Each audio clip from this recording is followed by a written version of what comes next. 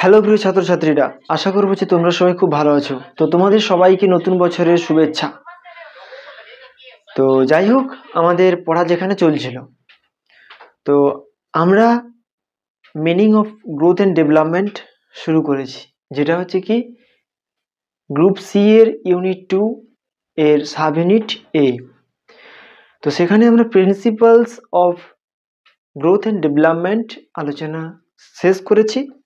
তো আজকের ভিডিওতে আমরা আলোচনা করব educational implication of growth and development, মানে বৃদ্ধি এবং বিকাশের শিক্ষাগত প্রয়োগ। বৃদ্ধি এবং বিকাশ শিক্ষাক্ষেত্রকে কিভাবে প্রভাবিত করছে বা শিক্ষাক্ষেত্র কিভাবে প্রভাবিত হচ্ছে বৃদ্ধি বিকাশের দ্বারা। ঠিক আছে, তো সেইটা আমরা আজ আলোচনা করব। তো প্রথমে আমরা আলোচনা করব কি বৃদ্ধির শিক্ষাগত গুরুত্ব। এডুকেশনাল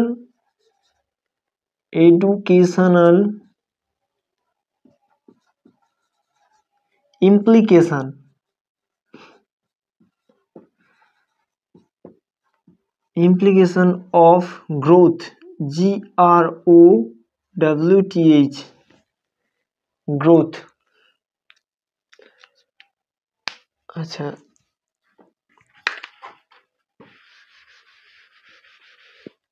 এডুকেশনাল ইমপ্লিকেশন, ঠিক আছে, আমাদের আলোচনা কি না এডুকেশনাল ইমপ্লিকেশন। তো ফার্স্ট যেটা আলোচনা করব সেটা হচ্ছে কি না বৃদ্ধির শিক্ষাগত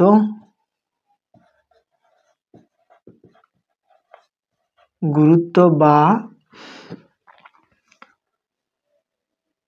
শিক্ষাগত প্রয়োগ, যা লিখতে পারি। ঠিক আছে, তো ফার্স্ট আমরা এইটা আলোচনা করব যে বৃদ্ধির শিক্ষাগত গুরুত্ব। দেখো, বৃদ্ধি কাকে বলে আমরা জেনেছিলাম, তাই তো? তো সেখানে আজ আমরা জানবো যে বৃদ্ধির শিক্ষাগত গুরুত্ব বা শিক্ষাগত প্রয়োগ। বৃদ্ধি পেলে মানে বৃদ্ধি হলে, বৃদ্ধি যদি সঠিকভাবে হয়, তাহলে শিক্ষাক্ষেত্র কিভাবে ডেভেলপ করে, একজন শিশু কিভাবে শিখতে পারবে।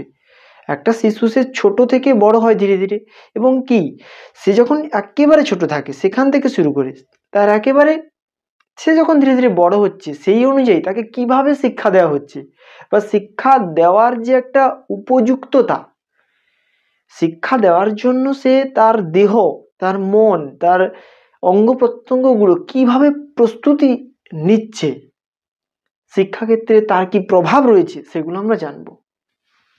দেখো, প্রথমত যেটা আমরা খুব ভালোভাবে দেখতে পাই যে একটা শিশুর ক্ষেত্রে, একেবারে বাচ্চা শিশুর ক্ষেত্রে যেটা আমরা দেখতে পাই সেটা হচ্ছে কি শিখন ক্ষমতা অর্জন, মানে ভাষার বিকাশ। যেটা, ঠিক আছে, ফার্স্ট যে পয়েন্টটা দেখবো সেটা কি ভাষার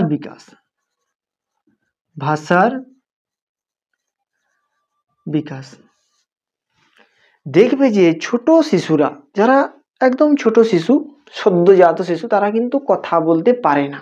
ঠিক আছে, ধীরে ধীরে যখন তাদের বয়স কিছুটা বাড়ে, তখন তারা কিন্তু তাদের মধ্যে কথা বলার যে একটা প্রাক অবস্থা সেটা সৃষ্টি হয়।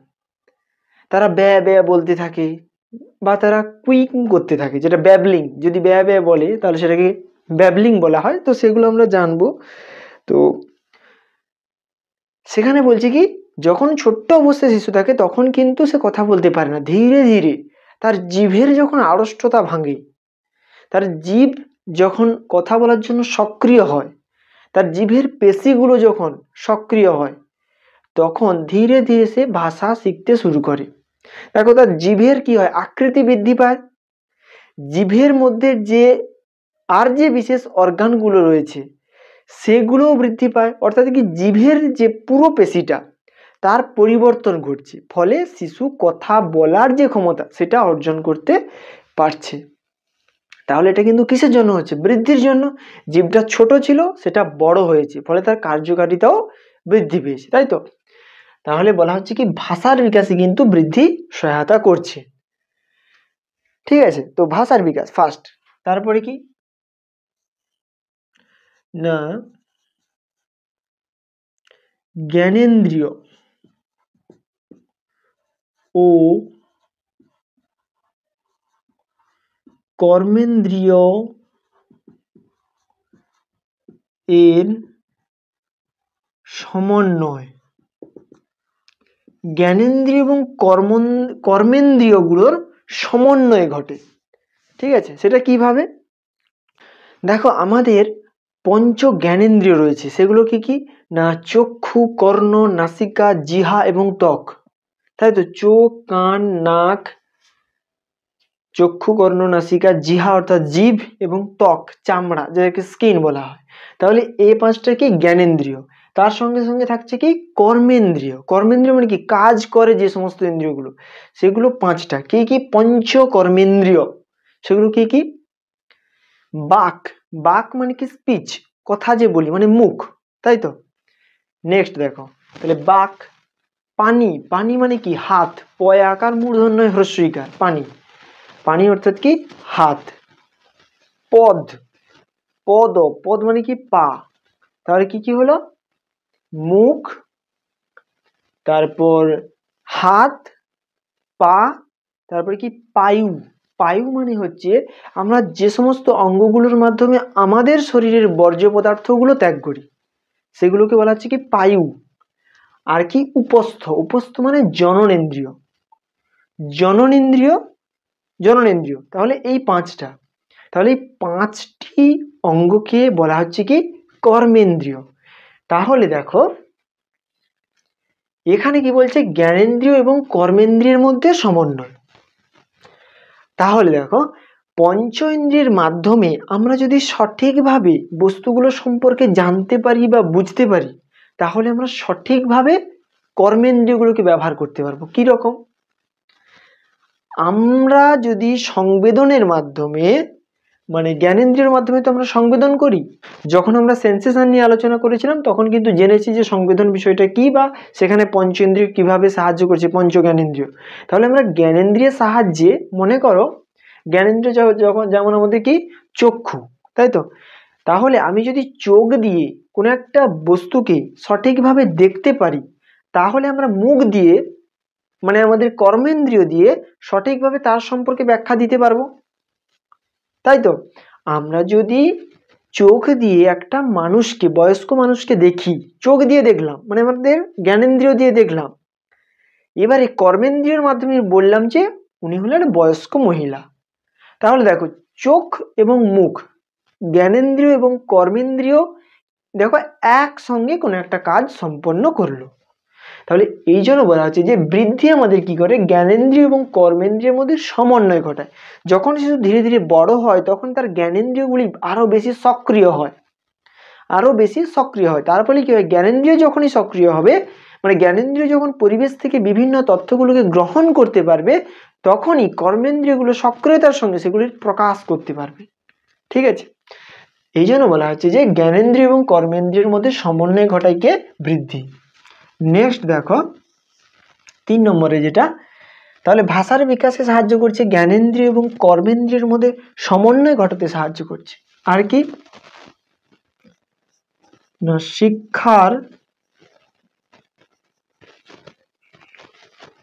শিক্ষার পরিকল্পনা। ঠিক আছে, শিক্ষার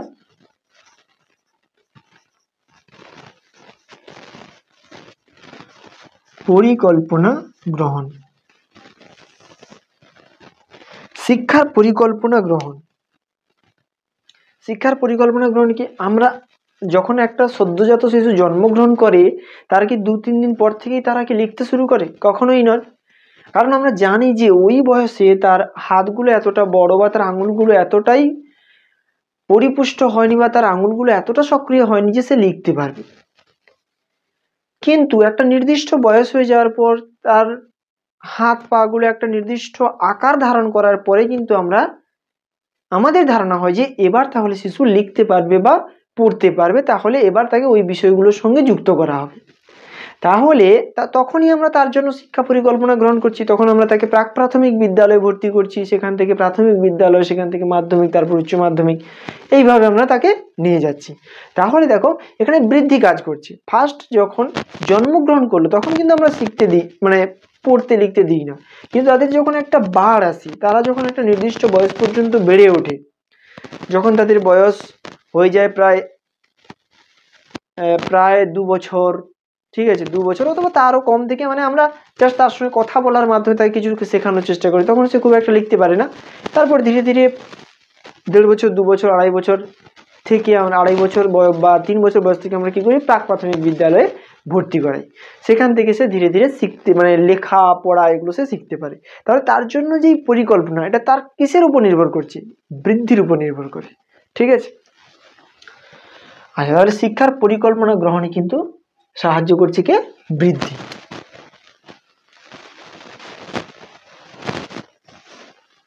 আচ্ছা, বৃদ্ধি আর কোন কোন ক্ষেত্রে সাহায্য করছে? আচ্ছা, উপযুক্ত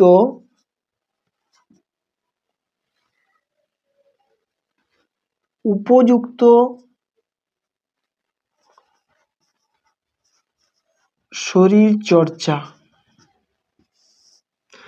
উপযুক্ত শরীর চর্চা। শিক্ষার্থী মানে ছোট যদি হয় শিক্ষার্থী, তার জন্য বিভিন্ন ধরনের ব্যায়াম রয়েছে। আরো একটু বড় হলে, মানে পঞ্চম শ্রেণীর জন্য কিছু ব্যায়াম রয়েছে, ষষ্ঠ শ্রেণীর জন্য কিছু ব্যায়াম রয়েছে, অষ্টম শ্রেণীর জন্য কিছু ব্যায়াম রয়েছে, নবম শ্রেণীর জন্য কিছু ব্যায়াম রয়েছে, সপ্তম শ্রেণীর জন্য কিছু ব্যায়াম রয়েছে। তাহলে কি করতে হবে, শ্রেণী অনুযায়ী, তাদের বৃদ্ধি অনুযায়ী, তাদের বয়স অনুযায়ী তাদেরকে নির্দিষ্ট কতগুলো ব্যায়াম বা শরীর চর্চার ব্যবস্থা করতে হবে তাদের জন্য। তাহলে কি হবে, তাদের বৃদ্ধিটা ত্বরান্বিত হবে। তাদের যে শরীর তাহলে সুস্থ থাকবে, তখন তাদের যে বৃদ্ধি, তাদের যে আকার, আয়তন, ওজন, উচ্চতা, এগুলোর বৃদ্ধি ঘটবে, তাহলে সেটা কি ত্বরান্বিত হবে, খুব সহজে হবে। তাহলে এখানে উপযুক্ত শরীরচর্চা শিক্ষার্থীর বৃদ্ধির উপর প্রভাব বিস্তার করে। তাহলে দেখো, তাদের বৃদ্ধি যদি ত্বরান্বিত হয়, তাহলে কি হবে, তারা খুব সহজে বিষয়গুলোকে শিখে নিতে পারবে, খুব সহজে বিষয়গুলোকে শিখে নিতে পারবে। তো সেখানে আমরা আর একটা পয়েন্ট যুক্ত করতে পারি এখানে, সেটা কি, শিখনে সহায়ক। শিখনে সহায়ক। তাহলে শিক্ষার্থীদের বৃদ্ধিকে যদি ত্বরান্বিত করা যায়, বা শিক্ষার্থীদের বৃদ্ধি যদি উপযুক্তভাবে হয়ে থাকে, তখন শিক্ষার্থীরা খুব সহজে তাদের পঠিত বিষয়গুলো বা তারা যে বিষয়গুলো সম্পর্কে জ্ঞান অর্জন করতে চাইছে, সে বিষয়গুলো সম্পর্কে তারা খুব সহজে জ্ঞান অর্জন করতে পারে, অর্থাৎ বিষয়টাকে খুব সহজে শিখে নিতে পারে। তুমি একটা ছোট্ট শিশুকে তুমি নিশ্চয়ই 2 বছরের ছাত্রকে 5-এর যে গণিত বলো, বাংলা বলো, সেগুলো তুমি তাকে নিশ্চয়ই পড়াবে না। কারণ কি, তুমি জানো যে ওই বয়সে শিক্ষার্থীদের জন্য এই বইগুলো উপযুক্ত নয়। তাহলে যে বয়সের জন্য যেটা দরকার, সেটা যদি শিক্ষার্থীদের দেয়া হয়, তাহলে কি হবে, শিক্ষার্থীরা খুব সহজে বিষয়ের অন্তর্ভুক্ত যে জ্ঞান, সেটা খুব সহজে অর্জন করতে পারবে, অর্থাৎ তাদের শিখনটা ত্বরান্বিত হবে, খুব সহজে তারা কোনো বিষয়কে শিখতে পারবে। এটাই হচ্ছে মূল বিষয়, শিখনে সহায়ক হয়। আচ্ছা, আর কিভাবে বৃদ্ধি সহায়তা করে শিক্ষাক্ষেত্রে? আচ্ছা, এখানে লিখতে পারি কি আমরা, শিক্ষাদান পদ্ধতি। শিক্ষাদান পদ্ধতি। দেখো, শিক্ষার্থী যখন খুব ছোট থাকে, তাকে গল্প বলার মাধ্যমে, তাকে খেলার ছলে, তাকে কথা বলার ছলে, ছড়ার মাধ্যমে তাদেরকে শেখানো হয়। কিন্তু ধীরে ধীরে যখন শিক্ষার্থীরা বড় হয়, তাদেরকে যুক্তির প্রয়োগ দেখিয়ে তাদেরকে শেখানো হয়। তাহলে যখন সে ছোট থাকছে, তখন তাকে খেলার মাধ্যমে শেখানো হচ্ছে, কিন্তু সেই বিষয়টাকে যখন সে বড় হয়ে শিখতেছে, তখন তাকে যুক্তির মাধ্যমে শেখানো হচ্ছে। তাহলে দেখো, বৃদ্ধির স্তর অনুযায়ী তাদেরকে শিক্ষা পদ্ধতিটাকে চেঞ্জ করা হচ্ছে, অর্থাৎ বৃদ্ধির বিভিন্ন স্তর অনুযায়ী তাদের জন্য উপযুক্ত শিক্ষা ব্যবস্থা, মানে শিক্ষাদান পদ্ধতি নির্ণয়ের ক্ষেত্রে বৃদ্ধি আমাদের সহায়তা করে। তাহলে কি লেখা হবে, যে শিক্ষার্থীদের বৃদ্ধির বিভিন্ন স্তরে শিক্ষার্থীদের বৃদ্ধির পরিমাপ অনুযায়ী বা বৃদ্ধির অবস্থা অনুযায়ী তাদের জন্য উপযুক্ত শিক্ষাদান পদ্ধতি নির্বাচন করা হবে। ব্যাস, এটা হচ্ছে কি শিক্ষাদান পদ্ধতি। তাহলে এগুলো মোটামুটি হচ্ছে বৃদ্ধির শিক্ষাগত গুরুত্ব। তো এবার আমরা জানবো কি বিকাশের শিক্ষাগত গুরুত্ব। ঠিক আছে, তো এটাকেই কারেকশন করি,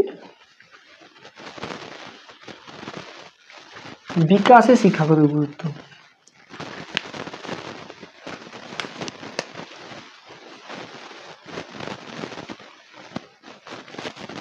বিকাশের শিক্ষাগত গুরুত্ব। তাহলে বিকাশ কিভাবে শিক্ষাক্ষেত্রে সহায়তা করছে, মানে শিক্ষাক্ষেত্রে বিকাশ কিভাবে সাহায্য করছে।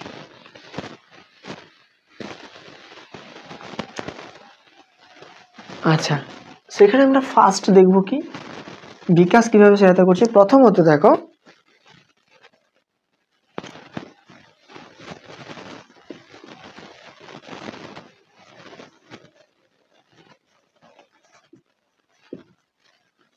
সুঅভ্যাস গঠন। বিকাশ কি করে, শিশুর মধ্যে সুঅভ্যাস গঠনে সহায়তা করে এবং কুঅভ্যাসগুলি দূরীকরণে সহায়তা করে। বিকাশ বলতে কি, বিকাশ বলতে আমি সেটাকেই বুঝিয়েছিলাম যে বৃদ্ধি যদি সঠিকভাবে হয় সে তার ফলেই বিকাশ ঘটে। অর্থাৎ বিকাশ বলতে আমাদের যে দৈহিক অঙ্গগুলো বৃদ্ধি পেয়েছে, মানে আমার হাতটা যখন জন্মেছিলাম এইটুকু ছিল, তারপর ধীরে ধীরে সেটা কিছুটা বৃদ্ধি পেয়েছে। তাহলে বৃদ্ধি পাওয়ার ফলে সেই হাতের যে কার্যকারিতা সেটা যদি বৃদ্ধি পায় বা সেই হাতটা যদি সক্রিয়ভাবে কোনো কাজ করতে সক্ষম হয় তখন তাকে বলা হবে বিকাশ। ঠিক আছে, তো সেই জায়গায় তাহলে আমাদের সুঅভ্যাস গঠনেও কিন্তু সাহায্য করে বিকাশ। কিভাবে সাহায্য করছে, উপযুক্ত বৃদ্ধির ফলে শিক্ষার্থীরা তাদের অঙ্গ প্রত্যঙ্গগুলোকে সঠিকভাবে ব্যবহার করার সুযোগ পায়, যার ফলে তাদের অঙ্গ প্রত্যঙ্গের যে কার্যকারিতা বা কর্মদক্ষতা সেগুলো বৃদ্ধি পায়। সেই কর্মদক্ষতাগুলো বৃদ্ধি পাওয়াকে আমরা যেহেতু বলছি বিকাশ, তো সেই বিকাশের ফলে শিক্ষার্থীরা নিজেদের আচরণ ধারাকে পরিবর্তন করতে শেখে, তাদের মধ্যে সুঅভ্যাসগুলি গঠিত হয়। ঠিক আছে, তাহলে প্রথম পয়েন্ট কি না, সুঅভ্যাস গঠন। আচ্ছা, তারপরে কি, এই সুঅভ্যাস গঠন পয়েন্টটা শেষে দিলে ভালো হতো। যাই হোক, প্রথমে যেহেতু আলোচনা করে নিচ্ছি তাহলে আলোচনা হয়ে যাক। বৌদ্ধিক বিকাশ।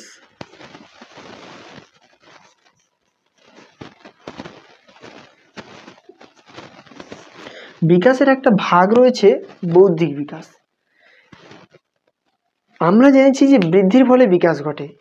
মস্তিষ্কের মধ্যেকার বিভিন্ন অঙ্গগুলো, আমাদের মাথার মধ্যে বিভিন্ন যে অঙ্গগুলো রয়েছে সেগুলো যদি সঠিকভাবে বেড়ে ওঠে বা সেগুলোর সঠিকভাবে যদি কার্যকারিতা বৃদ্ধি পায় বা সেগুলো যদি সঠিকভাবে সক্রিয় হয় তাহলে কি হয়, আমাদের ব্রেন বা আমাদের মস্তিষ্ক সঠিকভাবে কাজ করতে থাকে, যার ফলে কি হয়, আমরা যে বিষয় সম্পর্কে জ্ঞান অর্জন করতে চাইছি সেই বিষয় সম্পর্কে সঠিক জ্ঞানটা অর্জন করতে পারি, যার ফলে কি হয়, আমরা ওই বিষয়টা সম্পর্কে জেনে নিচ্ছি, অর্থাৎ আমাদের বৌদ্ধিক বিকাশ ঘটছে, আমাদের বুদ্ধির বিকাশ ঘটছে, যে জ্ঞানটা আমরা পরবর্তীকালে কারোর মধ্যে সঞ্চালন করতে পারবো, অর্থাৎ কেউ জিজ্ঞাসা করলে আমরা বলতে পারবো।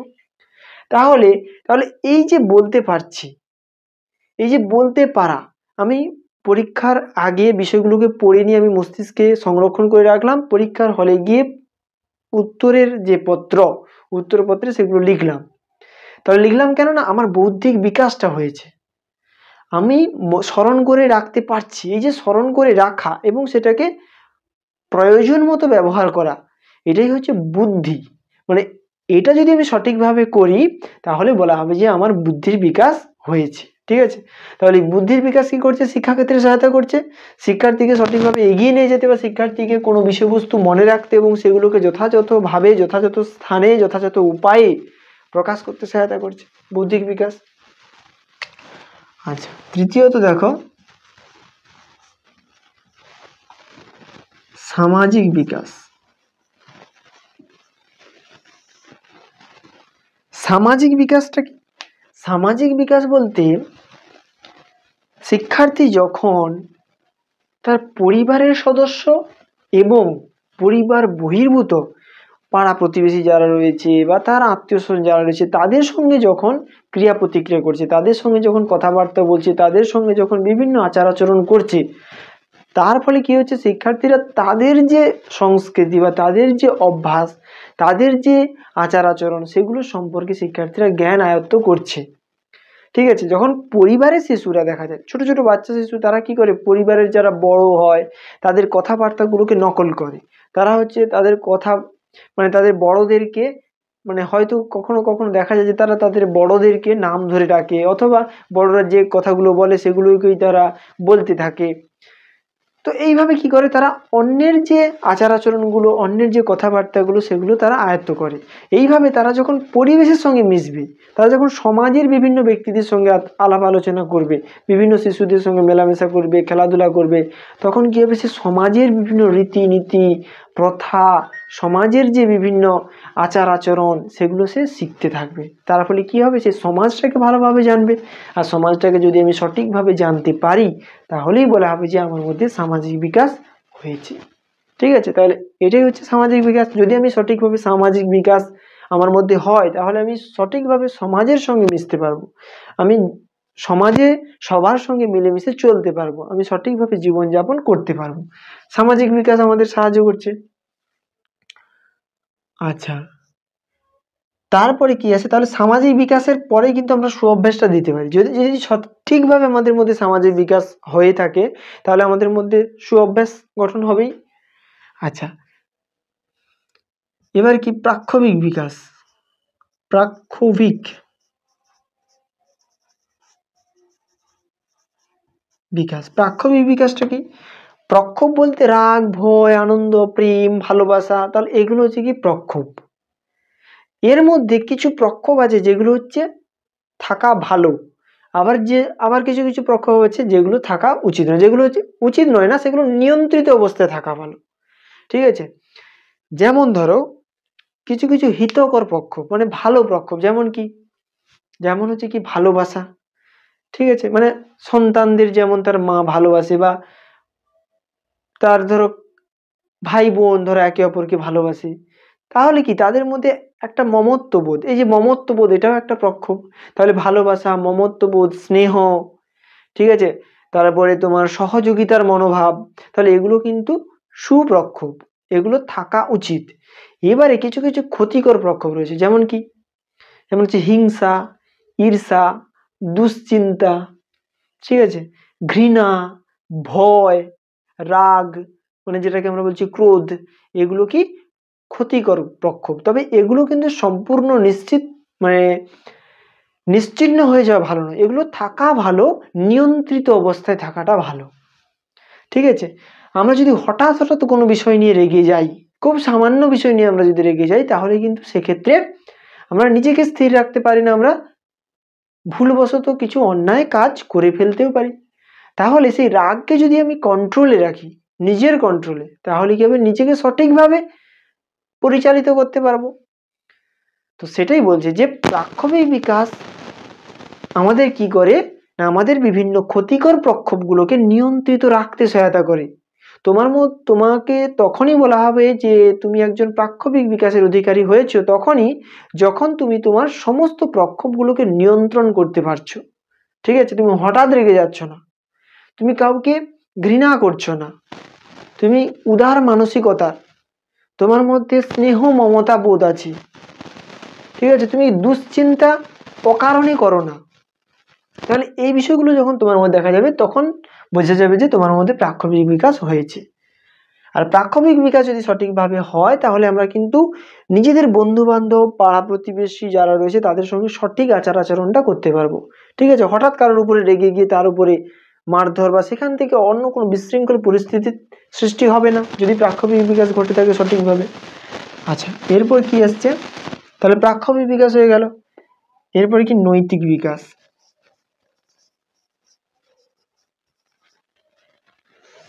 নৈতিক বিকাশ কিভাবে শিক্ষা ক্ষেত্রে সাহায্য করছে? নৈতিক বিকাশ কি, দেখো প্রাক্ষবিক বিকাশ যখন আমাদের সঠিকভাবে সম্পন্ন হবে, যখন আমরা সঠিকভাবে প্রক্ষোভগুলোকে নিয়ন্ত্রণ করতে পারবো, তখন আমরা বুঝতে পারবো যে কোনটা ঠিক, কোনটা ভুল, কোনটা ভালো, কোনটা মন্দ, কোনটা করা উচিত, কোনটা করা উচিত নয়। এই ধরনের যে ভাবনাগুলো, সেগুলো আমাদের মধ্যে তৈরি হবে।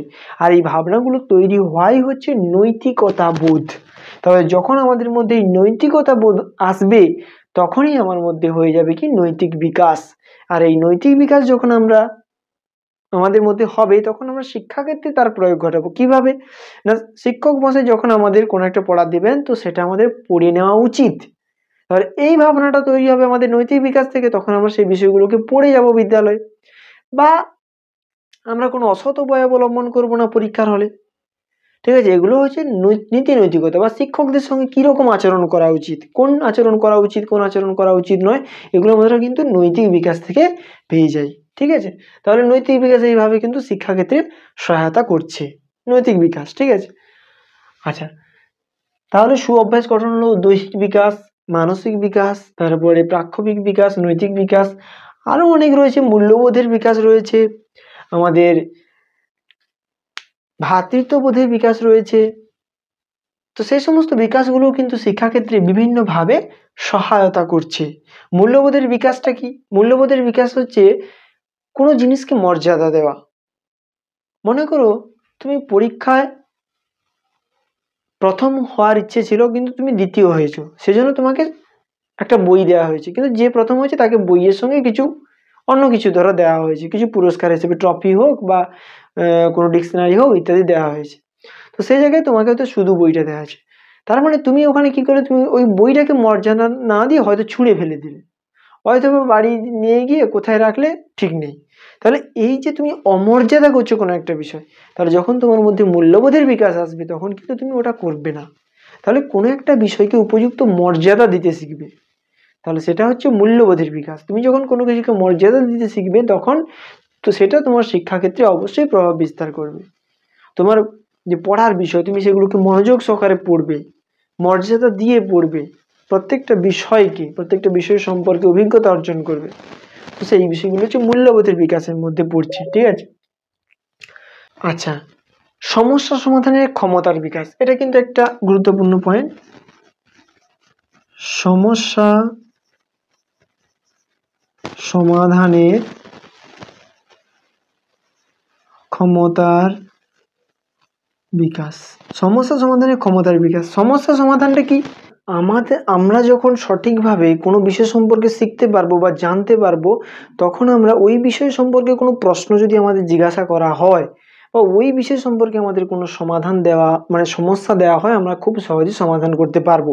যেমন আমরা যদি গণিতের সরলের যে নিয়ম, আমাদের যে বদমাস যে পদ্ধতি, তার যে নিয়মটা যদি আমরা ভালোভাবে জানতে পারি, তাহলে আমাদের সরল দিলে আমরা সেই সমস্যাটাকে সমাধান করতে পারবো। আমাদের এডুকেশনের এই বৃদ্ধি বিকাশটা যদি আমরা ভালোভাবে পড়ি বা বৃদ্ধি বিকাশ সম্পর্কে যদি ভালোভাবে জানি, সেখানে আমাদের যদি ছোট ছোট প্রশ্ন দেওয়া হয়, আমরা সেই প্রশ্নগুলোর সমাধান করতে পারবো, প্রশ্নগুলোর উত্তর দিতে পারবো। তাহলে আমাদের সঠিকভাবে সমস্যা সমাধানে সাহায্য করছে কি? বৌদ্ধিক বিকাশ। তাহলে দেখো, এই বৌদ্ধিক বিকাশ সমস্যা সমাধানের বিকাশে সাহায্য করে, আর এই সমস্যা সমাধানের যে ক্ষমতার বিকাশ আমাদের মানে কি বলা যায়, আমাদের জীবনের যে অগ্রগতি সেক্ষেত্রে সহায়তা করে। আমরা যদি সঠিকভাবে আমাদের মধ্যে যদি সমস্যা সমাধানের বিকাশ হয়ে থাকে, তাহলে আমরা পরীক্ষায় যে সমস্যাগুলো দেওয়া থাকে আমরা তার সঠিক সমাধান করতে পারবো। তার ফলে কি আমরা ভালো নাম্বার পাবো, সেখান থেকে আমরা ভালো জায়গায় সুযোগ পাবো আমরা সেখান থেকে। তাহলে এইভাবে কিন্তু সমস্যা সমাধানের বিকাশ আমাদের শিক্ষাক্ষেত্রে সহায়তা করছে। আশা করবো যে তোমরা বিকাশের যে শিক্ষাগত গুরুত্ব সেটা তোমরা বুঝতে পারছো। তো এবার আমরা জানবো যেটা, সেটা কিন্তু খুব ইম্পর্টেন্ট একটা বিষয়। ঠিক আছে, ইম্পর্টেন্ট একটা বিষয়, সেটা হচ্ছে কি, এটা খুব ইম্পর্টেন্ট একটা প্রশ্ন, সেটা হচ্ছে কি বৃদ্ধি ও বিকাশের তুলনা। বৃদ্ধি ও বিকাশের তুলনা, তুলনা বলতে কি পার্থক্য, তাই না? তাহলে বৃদ্ধি এবং বিকাশের মধ্যে তুলনা বা পার্থক্য কোন কোন দিক থেকে রয়েছে, আমরা তো এর আগের ভিডিওতে বৈশিষ্ট্য বা তার যে নীতিগুলো জেনেছি, এখানে আমরা তার শিক্ষাগত গুরুত্বগুলো জানলাম। তো এখান থেকে আমরা কি পার্থক্য পেলাম? প্রথমে দেখো, সংজ্ঞা বা ধারণা। সংজ্ঞা বা ধারণা দিয়ে আমরা একটা পার্থক্য দিতে পারি। প্রথমে সংজ্ঞা থাকো, তাহলে আমরা প্রথমে সংজ্ঞা। আচ্ছা, তাহলে প্রথমে আমরা জানবো কি সংজ্ঞা, অর্থাৎ বৃদ্ধির সংজ্ঞা, বিকাশের সংজ্ঞা। বৃদ্ধি বলতে সেই প্রক্রিয়াকে বোঝায়, বা বৃদ্ধি হলো দেহের বিভিন্ন অঙ্গ প্রত্যঙ্গের, সেটা আভ্যন্তরীণ হতে পারে বাহ্যিক হতে পারে, বিভিন্ন অঙ্গ প্রত্যঙ্গের আকার, ওজন, আয়তন, উচ্চতা বৃদ্ধি পাওয়া মানে বেড়ে যাওয়াটাই হলো বৃদ্ধি। তাহলে আমরা এখানে লিখব কি না, দেহের বিভিন্ন অঙ্গ প্রত্যঙ্গের আকার, ওজন, উচ্চতা, আয়তন ইত্যাদি বেড়ে যাওয়াকেই বৃদ্ধি বলা হয়। আর বিকাশে কি লিখব, বিভিন্ন অঙ্গের আকার, ওজন, আয়তন, উচ্চতা বৃদ্ধি পাওয়ার সঙ্গে সঙ্গে যখন তার কার্যক্ষমতা বৃদ্ধি পায় তখন তাকে বলবো বিকাশ। তাহলে আমার পাটা ছোট ছিল, একদম ছোট, তখন আমি পা দিয়ে কিছু করতে পারতাম না, পাটা বাড়লো মানে বৃদ্ধি ঘটলো, এবার বৃদ্ধি পাওয়ার ফলে ওই পা দিয়ে আমি ফুটবল খেললাম, তাহলে পায়ের বিকাশ হলো। তাহলে বিষয়টা এইটা।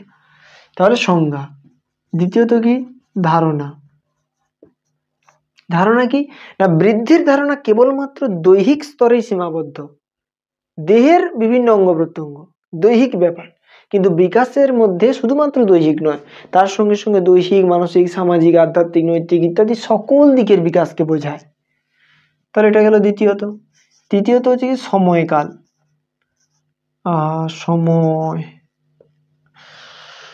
সময়কাল, ঠিক আছে।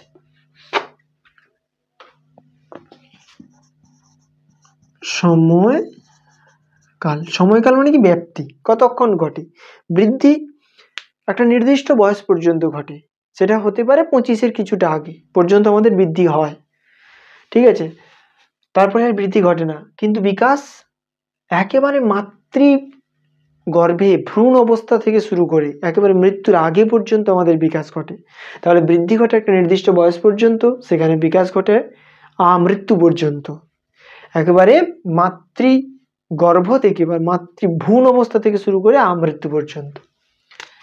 আচ্ছা, 4 নম্বর তাহলে কি হবে, এটা গেল কি সময়কাল। তারপরে দেখো পরিমাণগত ও পর্যবেক্ষণ যোগ্য। পরিমাণগত এবং পর্যবেক্ষণ যোগ্য। পরিমাণগত কি না, বৃদ্ধিকে আমরা পরিমাপ করতে পারি, বৃদ্ধি কতটা হয়েছে।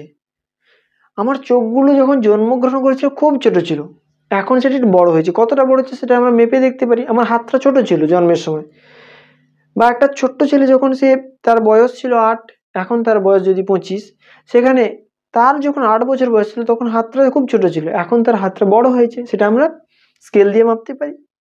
কিন্তু তার হাতের কার্যক্ষমতা কতটা বৃদ্ধি পেয়েছে সেটা আমরা কিভাবে মাপবো? তার জন্য কিন্তু কি করতে হবে, আমাদের দেখতে হবে সে কি ওই হাত দিয়ে কোনো কাজ করতে পারছে। যদি সে ওই হাতটা দিয়ে কাজ করতে পারে তাহলে বলবো যে ওই হাতের বিকাশ ঘটেছে। তাহলে বিকাশ কিভাবে আমরা বুঝতে পারছি, দেখে। এই জন্য বলা হচ্ছে যে বৃদ্ধি হচ্ছে পরিমাণগত এবং বিকাশ হলো পর্যবেক্ষণযোগ্য। আচ্ছা, তারপরে কি সরল ও জটিল। সরল ও জটিল কি, দেখো বৃদ্ধি একটা সরল প্রক্রিয়া, শুধুমাত্র ছোট থেকে বেড়ে যাওয়া, ঠিক আছে, এটাই হচ্ছে বৃদ্ধি, এটা একটা সরল প্রক্রিয়া। কিন্তু বিকাশের মধ্যে যেহেতু প্রত্যেকটা বিষয় রয়েছে, সে কারণে বিকাশ কোনো একটা বিষয়ের, কোনো একটা হাত হোক, পা হোক, চোখ হোক, মুখ হোক, তার বিকাশ ঘটার জন্য দেহের বিভিন্ন জৈবিক যে ব্যবহারগুলো রয়েছে তার মধ্যে একটা প্রক্রিয়া চলে। তো এই কারণে আমাদের বিকাশকে বলা হয় জটিল একটি প্রক্রিয়া। আর কি, কারণ ও ফল, এটা একটা খুব গুরুত্বপূর্ণ পয়েন্ট। আমরা যে এতক্ষণ যা কিছু আলোচনা করলাম সেখান থেকে কি বুঝলাম, বৃদ্ধি আগে ঘটে না বিকাশ আগে ঘটে? দেখো আমরা সবসময় একটা কথা বলছি যে প্রথম হাতটা ছোট ছিল, বাড়লো, তার মানে প্রথম বৃদ্ধি ঘটলো, তারপর ওই হাত দিয়ে সে কোনো কাজ করে। সে হাত বা না মানে বাড়েনি তখন কিন্তু সে কোনো কাজ করতে পারবে না। তাহলে প্রথম হাতটা বাড়লো, তারপর সে হাত দিয়ে কোনো কাজ করলো, তাহলে প্রথমে বাড়লো মানে বৃদ্ধি হলো, কাজ করলো মানে তার বিকাশ ঘটলো। এ কারণে বলা হচ্ছে যে বৃদ্ধি হলো কারণ আর বিকাশ হলো তার ফল। আমরা যখন খুব শিশু অবস্থায় ছিলাম তখন ফুটবলটা পা দিয়ে মারতে পারতাম না, কিন্তু এখন আমরা মারতে পারছি। তাহলে তখন পায়ের আকৃতিটা কেমন ছিল, ছোট ছিল, তারপর সে যখন বড় হলো তার কার্যকারিতা বৃদ্ধি পেল। তাহলে বড় হওয়াটা বৃদ্ধি আর কার্যকারিতাটা বৃদ্ধি পাওয়া হচ্ছে বিকাশ। আচ্ছা, তো এটা হচ্ছে আমাদের বৃদ্ধি এবং বিকাশের তুলনা। এটা কিন্তু পরীক্ষার জন্য খুব ইম্পর্টেন্ট একটা প্রশ্ন। তো যাই হোক, তো আশা করবো যে তোমরা বৃদ্ধি বিকাশ সম্পর্কে যতটুকু আলোচনা হয়েছে বুঝতে পেরেছো। যদি কোনো জায়গায় সমস্যা থাকে কমেন্ট করে জানাও। আর পরবর্তী ভিডিওতে আমরা আলোচনা করব হয় এই যে সাব ইউনিটের প্রশ্নোত্তর বা প্রশ্নাবলী নিয়ে আলোচনা করব, অথবা পরবর্তী সাব ইউনিট নিয়ে আলোচনা করব। তো সেই ভিডিওটা তোমরা খুব শীঘ্রই পেয়ে যাবে। ততক্ষণ পর্যন্ত ভালো থেকো, সুস্থ থেকো।